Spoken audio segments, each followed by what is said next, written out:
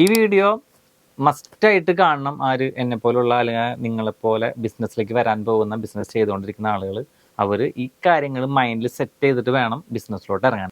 First point എന്ന് പറഞ്ഞാൽ never quit ആണ്. നമ്മൾ വിചാരിക്കുന്ന ഓളത്തിൽ പോകുന്ന ഒരു സംഭവമല്ല ബിസിനസ് എന്ന് പറഞ്ഞത്. ബിസിനസ് മാർക്കറ്റിൻ്റെ ഫ്ലക്ച്വേഷൻ അനുസരിച്ചിട്ട് നമ്മൾ മാർക്കറ്റിൽ അല്ലെങ്കിൽ നമ്മളെ പ്രൊഡക്റ്റ് നമ്മളെ സർവീസിനനുസരിച്ചിട്ടായിരിക്കും ഈ സംഭവം മുന്നോട്ട് പോവുക. പല ടാസ്കുകളും പല പ്രോബ്ലംസും നമുക്ക് ഫേസ് ചെയ്യേണ്ടി വരും. അപ്പോൾ അതിൽ നമ്മളെ മൈൻഡ് സെറ്റ് ആക്കിയിട്ട് നമ്മൾ അതിന് മുന്നോട്ട് പോകാൻ നമുക്ക് പറ്റണം.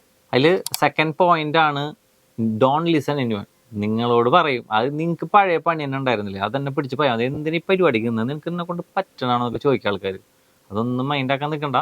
നിങ്ങൾക്ക് ബിസിനസ്സിൻ്റെ മൈൻഡ് സെറ്റ് ഉണ്ട്, നിങ്ങൾ അതിൽ പാഷനേറ്റ് ആണെന്നുണ്ടെങ്കിൽ അവരുടെ വർത്താനം നിങ്ങൾ കേൾക്കാൻ നിൽക്കണ്ട, നിങ്ങൾ മുന്നോട്ട് പോവാം.